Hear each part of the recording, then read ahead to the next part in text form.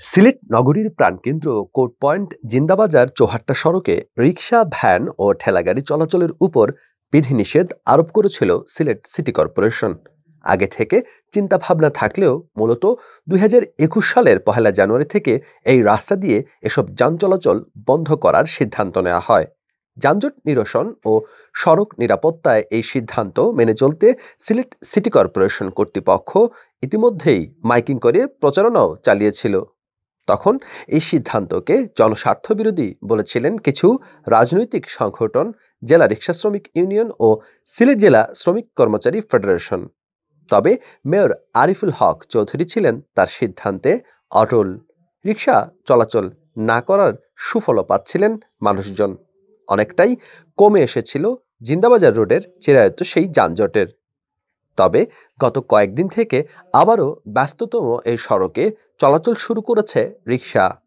কয়েকদিন আগে সিসিকের দায়িত্বপ্রাপ্ত তদারককারীদের চৌহাট্টা, পূর্ব জিন্দাবাজার, জল্লারপাড় রোডে রিকশা চলাচল বন্ধে কাজ করতে দেখা গেলেও এখন তারা লাপাত্তা, দেখা মিলছে না কারোরই। ফলে অবাধেই প্রবেশ করছে রিকশা। 3-4 দিন ধরে দিতেছে, অতদিন বদ্ধ ছিল, আমরা ঢুকতে পারি নাই। পানিও বন্যার পর থেকে ঢুকতে দিতেছে, এত এখন মানুষ থাকে না। এখন শুধু খালি সাইনবোর্ডটা দিয়ে রাখছে, তখন আর ডিস্টার্ব করে না আমরা ছিল। আপনারা এই রোডে কি করছেন আসলে? নিষিদ্ধ এখন তো নাই কেউ ডিউটি।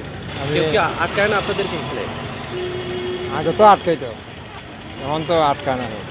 এর ফলে জিন্দাবাজার সড়কে আবারও বেড়ে গেছে যানজট। মূলত একমুখী সড়ক হওয়ায় অনেকটাই ছোট হয়ে এসেছে চৌহাট্টা থেকে কোর্ট পয়েন্টগামী সড়ক, যে কারণে স্লথ রিকশাকে পাশ কাটিয়ে ওভারটেকিংয়ের সুযোগ নেই দ্রুতগামী অন্য যানবাহনের। ফলে রিকশার পেছনে পড়ে সৃষ্টি হচ্ছে যানজট, যা সামলাতে অনেকটাই হিমশিম খেতে হচ্ছে দায়িত্বরত ট্রাফিক পুলিশ সদস্যদের। এছাড়াও জিন্দাবাজারগামী রোডে প্যাসেঞ্জারের আশায় অযথাই দীর্ঘ সময় রাস্তার পাশে পার্কিং করে বসে থাকেন রিকশা চালকরা। এতে নষ্ট হচ্ছে মডেল এই সড়কের সৌন্দর্য। জিন্দাবাজার বাণিজ্যিক প্রাণকেন্দ্র হওয়ায় রিকশা চালকদের মূল লক্ষ্য থাকে এখান থেকে প্যাসেঞ্জার পাওয়া। রিকশা চলাচলে তাই কিছুটা দাপট কমেছে সিএনজি চালিত অটোরিকশাগুলোর। রিকশা চলাচল করতে যানজটের সৃষ্টি এমনিতেই হয়, এমনিতে আগে তো এমনিতেই যানজট ছিল। রিকশা চলাচল না করার যানজটটা কিছুটা কম ছিল, কারণ আবার যদি রিকশা চলাচল হবে তো আবার যানজট হবে, মানুষের ভোগান্তির শিকার হবে। রাস্তাটা তো ছোট, আসলে জ্যাম লাগে। রিকশা চলাচলের পক্ষে ওরাও চলুক, মানে আউটে চলুক, মেন রোডে চললে জ্যাম হয়।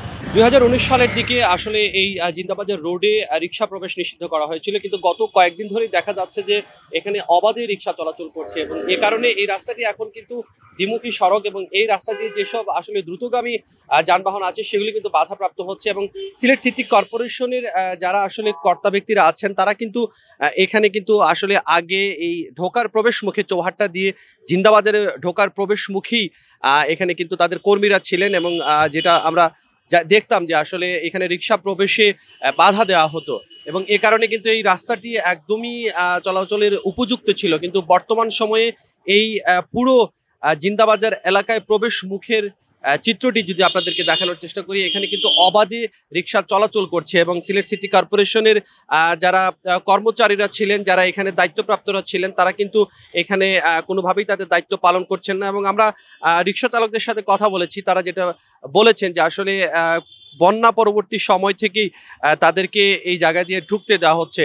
আশা করি সিলেট সিটি কর্পোরেশন তারা এ ব্যাপারে কার্যকরী উদ্যোগ নেবেন এবং কার্যকরী উদ্যোগ নিয়ে এই রাস্তাটিকে জনমানবের চলাচলের উপযুক্ত করবেন।